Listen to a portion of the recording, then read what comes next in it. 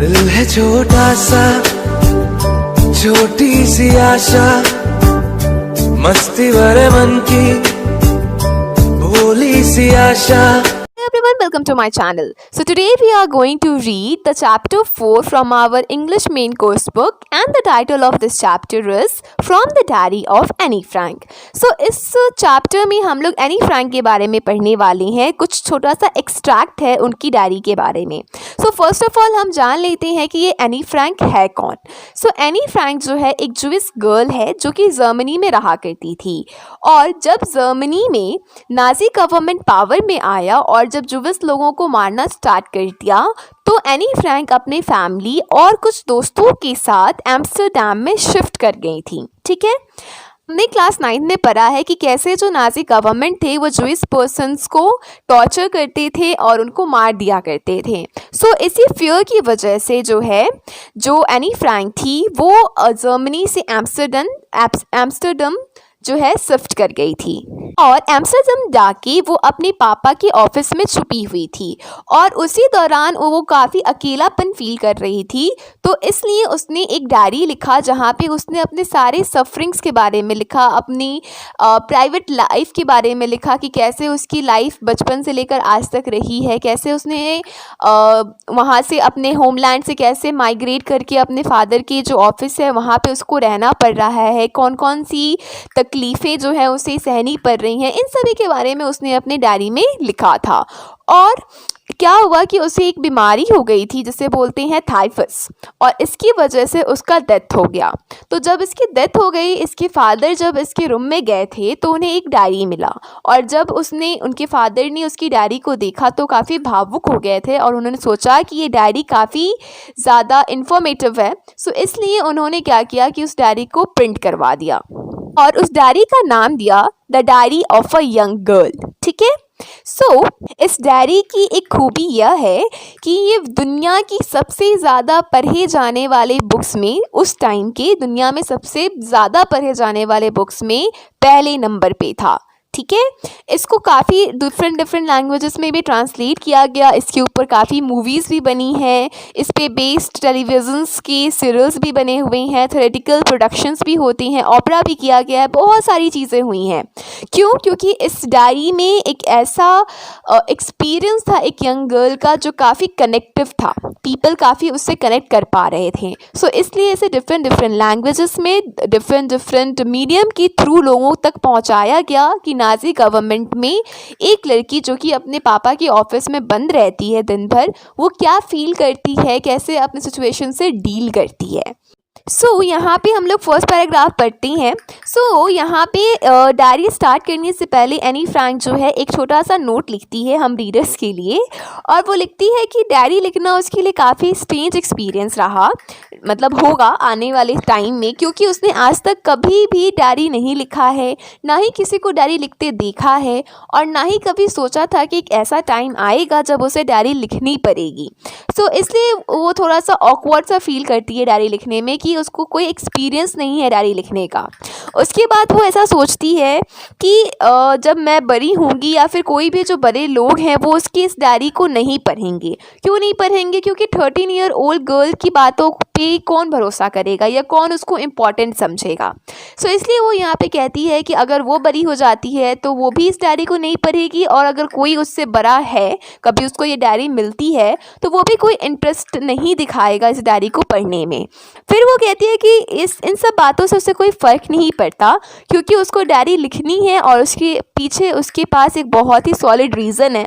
वो रीज़न ये है कि वो चाहती है कि उसके दिल में जितनी भी बातें हैं वो कह दे, क्योंकि ऐसा करने से वो फिर थोड़ा सा लाइट फील करेगी, थोड़ा सा अच्छा फील कर पाएगी, वो ऐसा सोचती है। ठीक है, तो जो वो सोचती है वो इस पैराग्राफ में वो लिख देती है। ठीक है, चलिए फिर सेकेंड पैराग्राफ की बात करते हैं।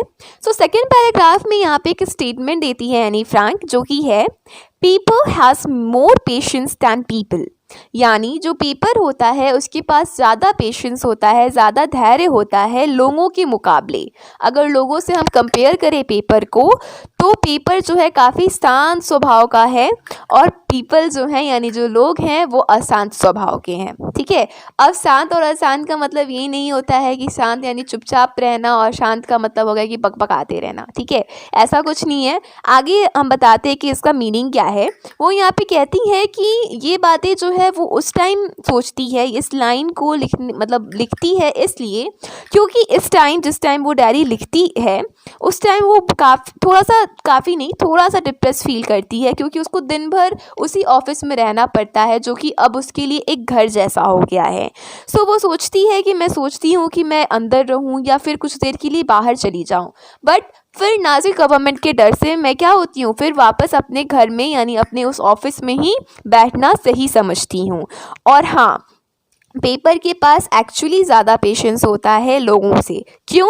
क्योंकि पेपर जो है आप उस पर कुछ भी लिख सकते हो, कुछ भी उसके साथ अपनी फीलिंग्स को शेयर कर सकते हो और वो चुपचाप आपकी बातों को सुनेगा। जबकि अगर हम लोगों की बात करें तो लोगों की आदत होती है कम सुनना ज़्यादा बोलना, है ना। अगर कोई कुछ बोल भी रहा है तो लोगों की आदत होती है कि वो उसे बीच में रोक दें और फिर अपनी बातों को कहना स्टार्ट कर दे। तो लोगों के अंदर इतना पेशेंस नहीं है कि वो दूसरों की बातों को सुन सके, और ये बात सही है। सो इसी में वो कहा गया है कि पेपर में लिखो तो शांति, पेपर में जब वो लिखती है तो उसको शांति जैसा लगता है कि चलो कोई मेरी बात को सुन रहा है, और वहीं जब वो अपनी फीलिंग्स दूसरे लोगों के साथ शेयर करती है तो उसे ऐसा लगता है कि दूसरे लोग अशांत हैं, यानी उनका मन काफ़ी चंचल है, तो वो एक जगह बैठकर उसकी बातों को नहीं सुन सकते हैं। फिर वो कहती है कि वो नहीं चाहती है कि उसकी डायरी को कोई डायरी बोले जब तक उसको एक अच्छा और सच्चा दोस्त नहीं मिल जाता है। सो वो कहती है कि क्योंकि उसके पास कोई एक अच्छा और सच्चा दोस्त नहीं है, इसलिए वो इस डायरी को एज अ फ्रेंड ट्रीट करेगी। यानी वो इनडायरेक्टली ये कहना चाहती है कि भैया मेरे पास कोई दोस्त नहीं है अपनी फीलिंग्स को शेयर करने के लिए, दैट्स वाई अब वो डायरी की तरफ शिफ्ट हो गई है, क्योंकि उसको अपना दिल में जितनी भी बातें हैं उसके दिल में वो उसे व्यक्त करना चाहती है। सो इसलिए उसने डायरी का सहारा लिया है। फिर चलिए नेक्स्ट पैरा पे चलते हैं। सो नेक्स्ट पैराग्राफ में वो कहती है कि कोई भी इस बात पे बिलीव नहीं करेगा कि किसी भी 13 इयर्स गर्ल का कोई भी बात सुनने वाला नहीं है। और वो यहाँ पे कहती है कि ऐसा नहीं है कि कोई मेरा बात सुनने वाला नहीं है, मेरे पास बहुत सारे लोग हैं जिनसे मैं बात कर सकती हूँ, लेकिन मेरे पास एक सच्चा और अच्छा दोस्त नहीं है जिससे मैं बात कर सकूँ। सो इसलिए मैं यहाँ पे डायरी लिख रही हूँ ताकि मैं उस दोस्त को रिप्लेस कर सकूँ। ठीक है, यहाँ पे वो कहती हैं कि उसके पास बहुत सारे लोग हैं, जैसे कि वहाँ पे एग्जाम्पल देती है कि इसके पास एनी फ्रैंक के पास जो है बहुत ही लविंग पेरेंट्स हैं, उसकी एक 16 ईयर ओल्ड सिस्टर है जिसका नाम मार्गॉट होता है, और ओवर 30 पीपल हैं जिसको वो फ्रेंड्स कह सकती है। उसके पास काफ़ी अच्छी फैमिली है, उसकी जो आंट्स हैं या अंकल्स हैं वो भी काफ़ी अच्छे हैं, उसका घर भी काफ़ी अच्छा है। पर वो कहती है कि सरफेस लेवल पे अगर देखा जाए तो उसकी लाइफ तो काफ़ी अच्छी है, क्योंकि उसकी पूरी फैमिली भी अच्छी है, उसका हाउस भी अच्छा है, उसका लिविंग स्टाइल भी अच्छा है। बस एक ही चीज़ की कमी है और वो कमी है एक दोस्त की। वहाँ पे ये कहती है यहाँ पे इस पैराग्राफ में कि जब वो दोस्त को रेफ़र कर रही है तो दोस्त का मतलब ये नहीं जिससे वो कुछ हाईलाइटेड पॉइंट्स अपने लाइफ की बात कर सके, बल्कि वो एक ऐसा दोस्त चाहती है जिससे वो डे टू डे लाइफ में जो उसके साथ हो रहा है उसको शेयर कर सके। फिर वो कहती है कि उसके काफ़ी सारे दोस्त तो हैं, बट ऐसे दोस्त कोई नहीं है जिसके साथ वो अपनी फीलिंग को शेयर कर सके। और फिर वो कहती है कि शायद वो उसकी गलती है क्योंकि वो कभी किसी पे इतना ट्रस्ट नहीं कर पाई कि वो अपनी लाइफ की बातें एक पार्टिकुलर पर्सन के साथ शेयर कर सके। फिर वो कहती है कि अब जो चीज़ है वो तो है, उसके पास दोस्त नहीं है तो नहीं है, अब तो चेंज नहीं हो सकते, क्योंकि अब तो वो एक ऑफिस में बंद है और नया फ्रेंड्स अगर बनाना भी चाहे तो नहीं बना सकती है। सो दैट्स वाई यहाँ पे वो कहती है कि इन्हीं सभी कारणों की वजह से, क्योंकि उसके पास कोई अच्छा दोस्त नहीं था, तो इन्हीं सभी कारणों की वजह से क्या वो डायरी लिख रही है। ठीक है, पता है आप लोगों एक अपना एक पर्सनल एक्सपीरियंस शेयर करते हैं। जब मैंने ये चैप्टर को पढ़ा आप लोगों को पढ़ाने से पहले, जब यहाँ पे एक सेंटेंस था ना, paper has more patience than people, तो ये सेंटेंस काफ़ी अच्छा लगा। मैंने सोचा चलो मैं भी डायरी लिखती हूँ। बट क्या हुआ कि हम डायरी लिखने जब गए तो 2-4 पेज तो लिखे, उसके बाद मेरे अंदर पेशेंस नहीं था कि हम उसको लिख सके। तो हाँ, पेपर के पास पेशेंस ज़रूर होता है कि वो आपकी बातों को सुन सके, लेकिन इंसान के पास भी वो पेशेंस होना चाहिए कि वो उन बातों को लिख सके। ठीक है, चलो वापस बैक टू चैप्टर। फिर नेक्स्ट पैराग्राफ की अगर बात करें तो नेक्स्ट पैराग्राफ में वो बोलती है कि अगर मैं अपनी इमेजिनेशन बताऊं फ्रेंड के बारे में तो ये काफ़ी ज़्यादा बोरिंग हो जाएगा, और मैं नहीं चाहती कि मैं ये सारी बातें इस डायरी में लिखूं, कि ऐसा तो कोई भी कर सकता है। मैं डायरेक्ट टू द पॉइंट अपनी लाइफ एक्सपीरियंसेस को बताना चाहती हूँ। इसको बताने से पहले मैं ये बता दूं कि क्योंकि मेरा कोई दोस्त नहीं है, इसलिए मैं इस डायरी को एज अ फ्रेंड ट्रीट करूँगी, और क्योंकि ये मेरा फ्रेंड है तो इसका कोई ना कोई नाम तो होना चाहिए। तो इसलिए मैं इस अपने फ्रेंड को नाम दूंगी किटी, यानी अब उसकी डायरी को हम लोग डायरी नहीं बोलेंगे, किटी बोलेंगे। ठीक है। नेक्स्ट पैराग्राफ में बोलती है कि अगर मैं अपने लाइफ के बारे में कुछ ना बताऊं तो फिर जो लोग हैं वो मेरी लाइफ से कनेक्ट नहीं हो पाएंगे। मैं इस किटी को स्टार्ट करती हूँ छोटा सा अपने लाइफ के बारे में एक ब्रीफ स्केच देके कि भाई मैं क्या हूँ, मेरी लाइफ कैसी है, इन सभी चीज़ों के बारे में। ओके, चलो फिर नेक्स्ट पैराग्राफ पढ़ते हैं। नेक्स्ट पैराग्राफ में एनी फ्रैंक कहती है कि उसके पापा जो हैं दुनिया के सबसे अच्छे फादर हैं, और उसके फादर और उसकी मम्मी की जो शादी है तब हुई जब उसके फादर 36 ईयर्स ओल्ड थी और उसकी मम्मी जो थी 25 ईयर्स ओल्ड थी।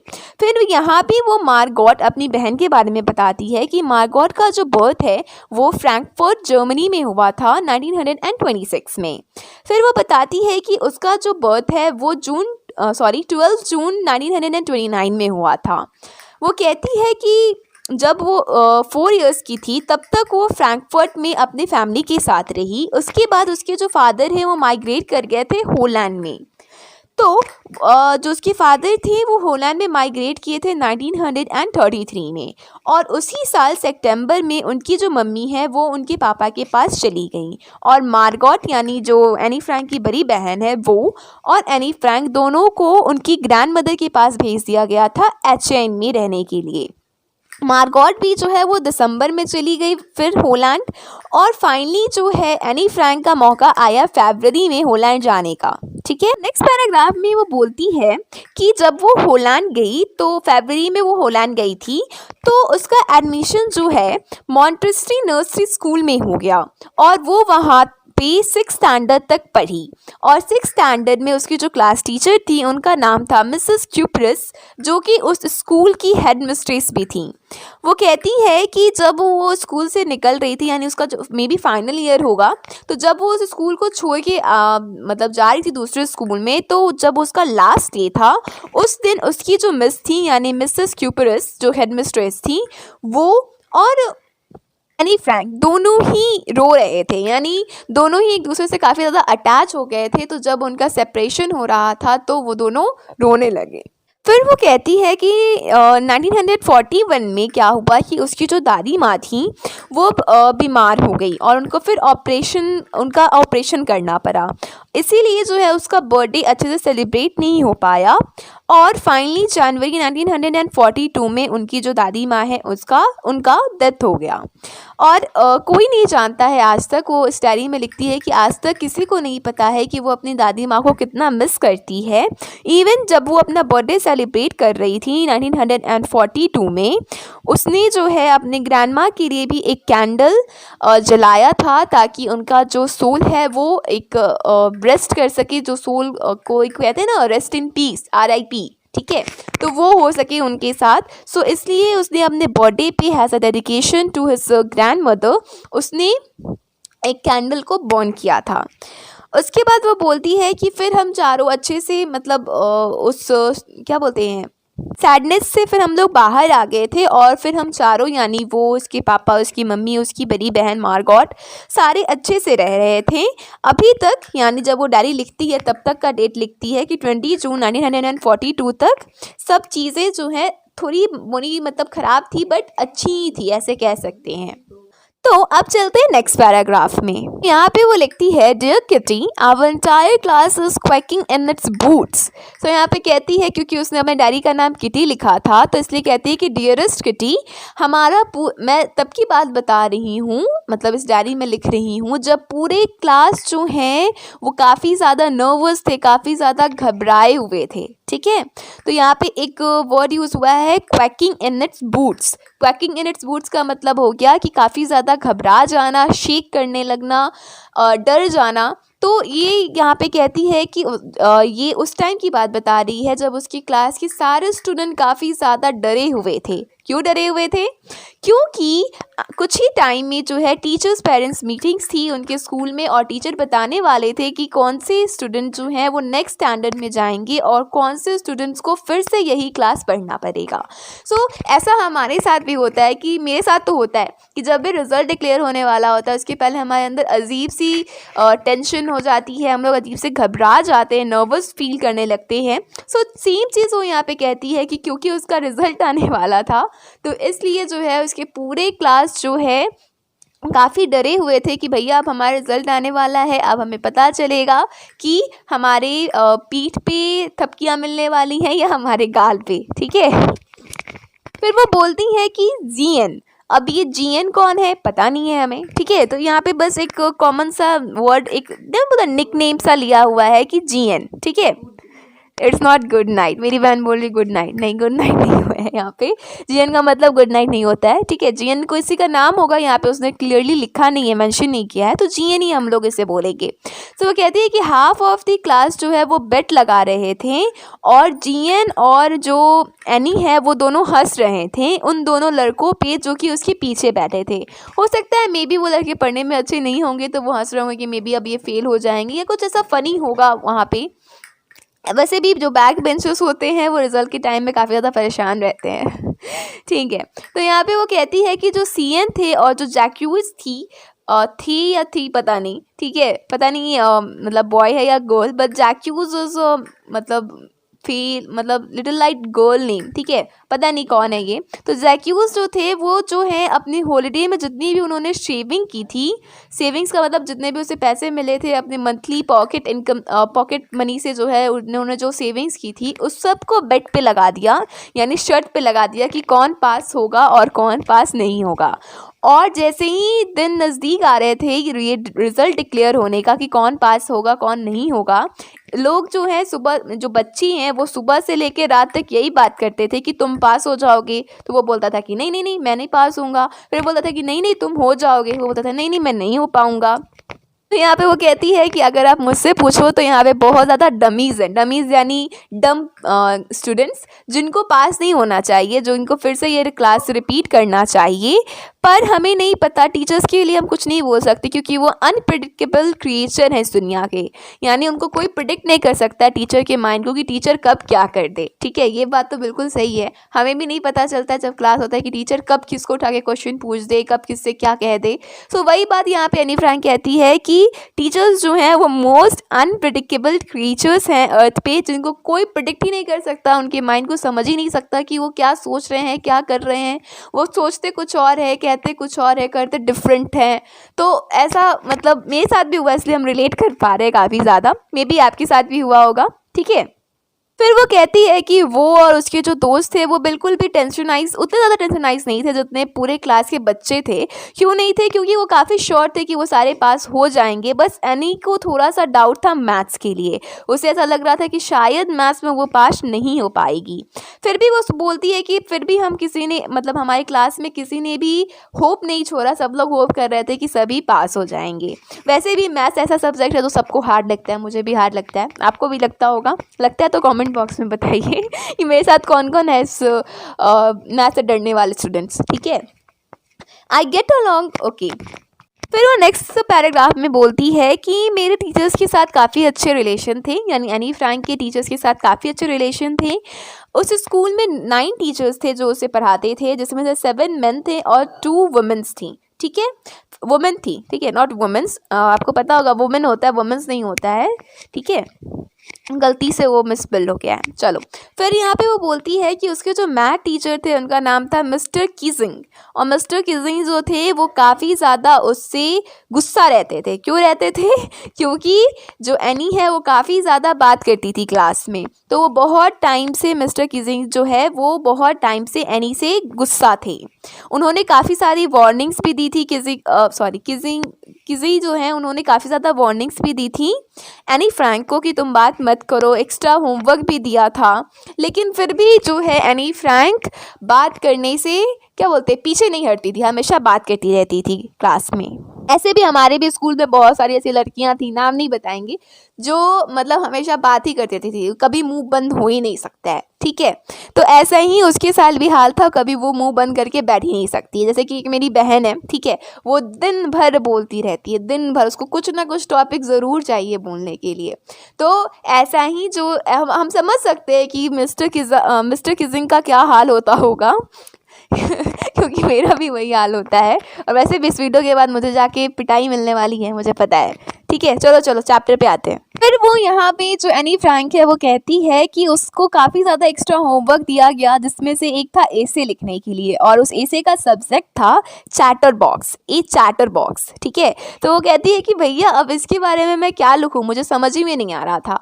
फिर मैंने सोचा चलो ठीक है, अब इसके बारे में घर जाके सोचते हैं। उसने उस होमवर्क को लिखा और फिर बैग में रख के चुपचाप से बैठ गई, ठीक है। अब यहाँ पे बात आता है कि चैटर बॉक्स क्या होता है। चैटर बॉक्स होता है यानी कंटिन्यूअस बोलना, ठीक है, नॉन स्टॉप बोलना। तो क्योंकि वो काफ़ी ज़्यादा बोलती थी, इसीलिए उसके टीचर्स परेशान होके मिस्टर किजिंग जो है उन्होंने मतलब उसको होमवर्क दे दिया कि तुम जाओ और जाके चैटर बॉक्स के बारे में लिख कर आओ, ठीक है। तो चलो नेक्स्ट पैराग्राफ पढ़ती हैं। तो नेक्स्ट पैराग्राफ में वो कहती है कि उस इवनिंग में जब उसने सारा अपना होमवर्क कंप्लीट कर दिया, फिर उसे याद आया कि उसको जो एक्स्ट्रा होमवर्क मिस्टर किजिंग ने दिया है, अब उसे वो भी तो लिखना है। सो वो सोचने लगी कि चैटर बॉक्स के बारे में सोचने लगी कि भैया अब इसके बारे में क्या लिख सकते हैं। और सोचते सोचते उसका जो फाउंटेन पेन जो होता है वो उसने अपने मुंह में लगा दिया, ठीक है। हमारा भी मतलब मेरा भी आदत है, नॉट हमारा, ठीक है, मेरा भी आदत है कि जब हम मतलब लिखते रहते हैं या कुछ सोचते हैं तो क्या हो जाता है ना कि जिस पेन से हम लिखते हैं वो मेरे मुंह में चला जाता है सोचते सोचते में, मतलब इमेजिनेशन पावर बढ़ता है शायद पता नहीं, बट मेरा ही नहीं है, बहुत सारे मतलब और भी बच्चों का मैंने देखा है। अब आपका है कि नहीं पता नहीं, बट हाँ बहुत मौका होता है जिसमें से मैं भी एक हूँ, ठीक है।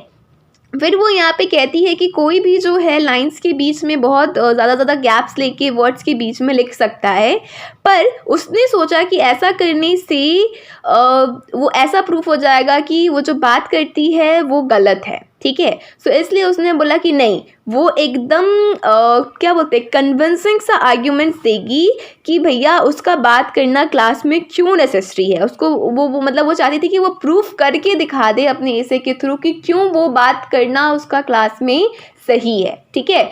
ऐसे बहुत सारे बच्चे होते हैं जो एग्जाम्स में जब उनको क्वेश्चन का आंसर नहीं आता है, मैं नहीं हूँ, ठीक है, इसलिए मैं अपने आप को इंक्लूड नहीं किया, तो वो क्या करते हैं कि जो वर्ड्स होते हैं उसके बीच में बड़ा बड़ा गैप छोड़ देते हैं ताकि जो आंसर है वो लंबा दिखे। जैसे कि 3 मार्क्स 5 मार्क्स 6 मार्क्स का जो क्वेश्चन होता है उस टाइप में, तो उनको अगर आंसर नहीं आता है, छोटा सा आंसर आता है, तो क्या करते हैं ना, एक वर्ड लिखने के बाद 5 सेंटीमीटर का गैप देते हैं, फिर दूसरा वर्ड, फिर दूसरे वर्ड के बाद 5 सेंटीमीटर का गैप देते हैं, फिर तीसरा वर्ड, क्योंकि उनको लगता है कि ऐसा करने से उनका आंसर बड़ा दिखता है। हाँ बड़ा तो दिखता है, लेकिन टीचर आपसे भी ज़्यादा स्मार्ट होते हैं, वो आपको मार्क्स उतना ही देते जितना आपने लिखा होता है, ठीक है। तो ऐसे बहुत सारे स्टूडेंट्स हैं जिन्होंने ट्रिक किया अपने टीचर्स को, जब हमारा स्कूल हुआ करता था तब, पर उनका ट्रिक काम नहीं किया। तो आपका भी नहीं करेगा, अगर आप करते हो तो आई एम श्योर कि आपका ट्रिक ये काम नहीं करता होगा। तो कभी भी बोर्ड एग्जाम में ऐसा लिखने का ट्राई मत कीजिएगा, क्योंकि टीचर्स वहाँ के काफ़ी ज़्यादा इंटेलिजेंट होते हैं। अगर आपने ऐसा कुछ किया तो वो पहले ही समझ जाएंगे कि आपके आंसर में कोई सब्सटेंस नहीं है, आपका आंसर कोई क्या बोलते हैं एग्जैक्ट नहीं है, तो वो आपका पेपर ही चेक नहीं करेंगे, आपको एवरेज मार्किंग दे के आगे बढ़ जाएंगे, ठीक है। हाँ, तो यहाँ पे जो है एनी फ्रैंक कहती है कि वो चाहती तो बड़ा बड़ा स्पेस देकर आगे बढ़ सकती थी, अपने होमवर्क को जैसे जैसे कंप्लीट कर सकती थी, पर वो चाहती थी कि वो एक सॉलिड प्रूफ दे अपने टीचर को कि क्यों उसका बात करना नेसेसरी है। तो वो यहाँ पे लिखती है कि उसने जो है 3 पेजेस लिखे थे इस टॉपिक के ऊपर, चैटर बॉक्स के ऊपर, और फिर वो सेटिस्फाइड हो गई कि हाँ अब ये सारे जो आर्ग्यूमेंट्स मैंने दिए हैं इससे ये प्रूफ हो जाएगा कि मेरा क्लास में बात करना कितना इम्पॉर्टेंट है। फिर वो कहती है कि I argue that talking as a student trend and that I could do my best to keep it under control. So यहाँ पे वो कहती है कि मैंने वहाँ पे आर्ग्यू किया था, मैंने वहाँ पे स्टेटमेंट लिखा था कि बात करना स्टूडेंट का ट्रेंड है, यानी जैसे कि हमने बोला ट्रेंडिंग कर रहा है, एक एक तरह से सोशल मीडिया प्लेटफॉर्म्स पे चलता है कि ये चीज़ ट्रेंड कर रही है, वो वाला ट्रेंड नहीं, ठीक है। ट्रेंड का मतलब हो गया यहाँ पे कि उसकी एक टाइप है कि स्टूडेंट का एक कैरेक्टरिस्टिक होता है बात करना, ठीक है। तो वो लिखती है कि स्टूडेंट का कैरेक्टरिस्टिक होता है बात करना, पर फिर भी वो कंट्रोल करेगी कि वो कम से कम बात करे। पर फिर वो कहती है but I would never be able to cure myself और the habit since my mother talked has much as I did if not more. So यहाँ पे वो कहती है कि मैं कोशिश तो ज़रूर करूँगी कि मैं कम बात करूँ क्लास में, पर मुझे नहीं लगता है कि मैं इस प्रॉब्लम से बाहर निकल पाऊँगी। क्यों नहीं निकल पाऊँगी? क्योंकि मेरी जो मम्मी है वो मतलब मेरे जितना तो ज़रूर बात करती होगी, अगर मतलब मुझसे ज़्यादा अगर आप नहीं सपोज कर सकते तो मेरे जितना ज़रूर बोलती होंगी, ठीक है। And that there is not much you can do about inherited trends. तो यहाँ पे वो कहती है कि और कोई नहीं कुछ कर सकता, जो इनहेरिटेड ट्रेंड्स जो मेरे अंदर आ चुकी हैं उसको कोई चेंज नहीं कर सकता। यानी वो ये कहना चाहती थी कि क्योंकि उसकी मम्मी बहुत बात करती है, सो वही चीज़ उसके अंदर इनहेरिट हो गया है और इसलिए वो बहुत बात करती है। तो अगर उसको सुधारना है तो उसकी मम्मी को सुधारना पड़ेगा, जो कि इम्पॉसिबल टास्क है। सो इसलिए उसका बात करना क्लास में एक तरह से उसने प्रूव कर दिया कि वो क्लास में जो बात करती है उसमें उसकी गलती नहीं है, वो एक इनहेरिटेड ट्रेंड है जो उसकी मम्मी से उसको मिला है। और अगर उसके टीचर चाहते हैं उसको ठीक करना तो सबसे पहले उसकी मम्मी को ठीक करना पड़ेगा, फिर ही शायद गलती से कुछ हो सकता है एनी के साथ। मतलब एनी शायद ही कभी कम बोलेगी क्लास में, और वैसे भी इनहेरिट कर चुकी है, यानी उसके अंदर ऑलरेडी वो चीज़ आ चुकी है, तो अब उसको एक्सचेंज तो किया नहीं जा सकता है। तो अगर कोई चाहकर भी ये कह दे कि तुम मत बोलो या कम बोलो तो वो पॉसिबल नहीं है एनी फ्रैंक के लिए। ओके, फिर नेक्स्ट पैराग्राफ की बात करते हैं। सो नेक्स्ट पैराग्राफ में वो कहती है कि जब मिस्टर कीजिंग ने ये ऐसे को पढ़ा तो वो काफ़ी हंसने लगे थे, और फिर उन्होंने क्या किया कि नेक्स्ट चैप्टर को स्टार्ट कर दिया। और फिर नेक्स्ट चैप्टर को जब उन्होंने स्टार्ट किया तो उसको नेक्स्ट ऐसे लिखने को दे दिया जिसका टॉपिक था एन इनकॉरिजिबल चैटर बॉक्स, यानी एक ऐसा चैटर बॉक्स, एक ऐसा इंसान जो कंटिन्यूअस बोलता ही जाता है और उसको ठीक नहीं किया जा सकता। अब तुम इस टॉपिक पे लिख कर लाओ। तो मिस्टर कीजिंग जो थे उनको एक और पनिशमेंट दे दिया एनी फ्रैंक को, और कहा कि अब तुम एक टॉपिक लो, डिफरेंट टॉपिक, जिसका टाइटल रहेगा एन इनकॉरिजिबल चैटर बॉक्स, ठीक है। फिर वो कहती है कि उसने उसको भी कंप्लीट कर दिया और फिर उसको मिस्टर कीजिंग को दे दिया। मिस्टर कीजिंग उसको देख के पता नहीं क्या रिएक्शन दिए, बताया हुआ नहीं है, ठीक है। मे बी वो हंसी ही होंगे और क्या कर सकते हैं, ठीक है, क्योंकि काफ़ी नॉटी लग रही है जिस अंदाज से उसने लिखा है। उसे लगता है कि काफ़ी नहीं, मतलब क्या कहते हैं, बहुत ज़्यादा नॉटी रही होगी अपने चाइल्डहुड में। वैसे भी वो बच्ची ही थी तो होता है बच्चों में ऐसा, हमने भी कभी किया होगा, शायद हमारे टीचर्स या हमारे पेरेंट्स बता सकते हैं। मैंने तो, मुझे नहीं याद है कि मैंने ऐसा कभी कुछ किया, पता नहीं। आपने अगर ऐसा कुछ किया है तो आप बता सकते हो, शेयर करें कमेंट बॉक्स में, ताकि हम सब जान सके, ठीक है। मुझे याद आएगा तो मैं भी कमेंट बॉक्स में बता दूंगी कि हाँ कभी मैंने ऐसा कुछ किया था, ठीक है, अपनी मम्मी से पूछ के या अपने टीचर्स से पूछ के। फिर आते हैं चैप्टर पे। फिर वो यहाँ पे कहती है कि मिस्टर कीजिंग जो हैं उन्होंने आने वाले 2 चैप्टर में तो कुछ नहीं कहा, पर तीसरे चैप्टर में वो अपने आप को रोक नहीं पाए। तीसरे चैप्टर में वो बोलते हैं Anne Frank just enough is enough, ठीक है, यानी अब बस हुआ, इनफ इज इनफ। अब मैं तुम्हें पनिशमेंट देता हूँ कि तुम्हें एक ऐसे लिखना है जिसका टाइटल रहेगा क्वैक क्वैक क्वैक, ठीक है। तो वो मतलब उससे क्वैक क्वैक क्वैक का मतलब क्या हो गया, यानी जो जैसे बत्तख होता है, जैसे डक होता है, वो कंटिन्यूअस क्वैक क्वैक क्वैक करते रहता है। तो उस तरह वो कहते हैं कि क्योंकि तुम बहुत बात करती हो इसलिए तुमको मैं ये ऐसे देता हूँ जिसका टाइटल रहेगा क्वैक क्वैक क्वैक। फिर ऐसे जैसे ही उन्होंने ये बात बोली तो जितने भी लोग थे वो सभी हंसने लगे। पैराग्राफ में वो कहती है कि जितने भी उसके क्लासमेट्स थे वो सारे हंसने लगे जैसे ही टीचर ने उसको ये टॉपिक दिया होमवर्क के लिए।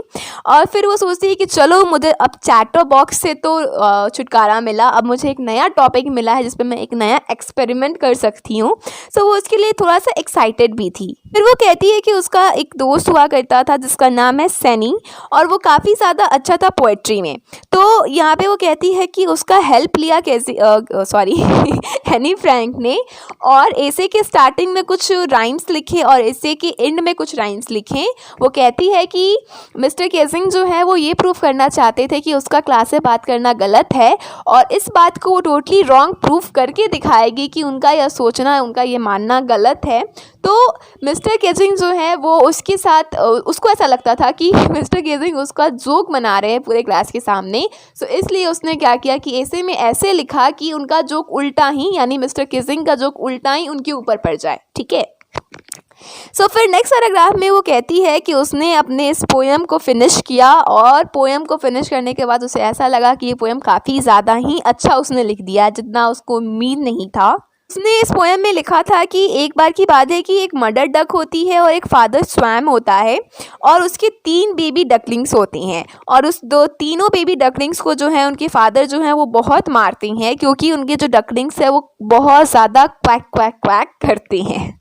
ठीक है, तो अबे वो कहती है कि जब उसने अपना ये होमवर्क मिस्टर केजिंग को दिया तो मिस्टर केजिंग ने उस जोक को एकदम समझ लिया कि वो क्या कहना चाह रही है। यानी वो कहना चाहती थी कि बच्चे बात करते हैं डकलिंग्स जो होते हैं कैसे वो क्वैक क्वैक कर रहे थे तो उनके पापा उनको डांटते हैं या मारते हैं। इन द सेम वे जब बच्चे क्लास में क्वैक क्वैक करते हैं, यानी जब क्लास में बात करते हैं, तो जो टीचर्स है वो उनके साथ काफ़ी स्ट्रिक्ट बर्ताव करती हैं, जो कि उनको नहीं करना चाहिए। तो ये बात मिस्टर केजिंग जब उस पोएम को पढ़ते हैं तो उनको समझ में आ जाती है, तो उनको ये पोएम काफ़ी अच्छा लगता है। वो इस पोएम को पूरे क्लास के सामने पढ़ती हैं और फिर उसमें कुछ अपने कमेंट्स को भी ऐड कर देते हैं कि उनकी क्या फीलिंग है, वो क्या थिंक करते हैं, उन्होंने क्यों इस ऐसे को दिया, ऐसा कुछ।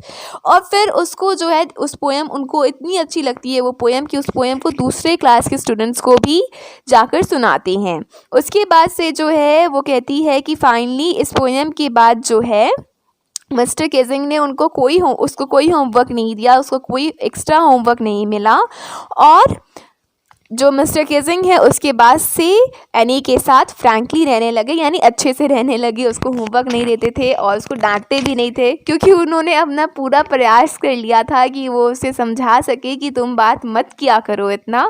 पर ये इतनी नॉटी थी कि इसने उल्टा उन्हीं को समझा दिया कि मेरा कुछ नहीं हो सकता, अब आप ही समझ जाओ। ठीक है, तो मिस्टर केजिंग एक अच्छे टीचर थे, तो वो समझ गए कि अब इस स्टूडेंट का कुछ नहीं हो सकता, अब इसे छोड़ देना ही ठीक है। तो उन्होंने उसे छोड़ दिया, बात करने दिया, और फिर वो अपने टीचिंग का जो ये है रिस्पॉन्सिबिलिटी है वो उसको फुलफ़िल करने में लग गए। ठीक है, तो यहाँ पे हमारा चैप्टर ऐसे ख़त्म होता है। होप कि आपको ये चैप्टर अच्छा लगा हो, मुझे तो बहुत अच्छा लगा। एंड फिर नेक्स्ट टाइम हम नेक्स्ट चैप्टर को पढ़ते हैं। ठीक है, तब तक के लिए थैंक यू।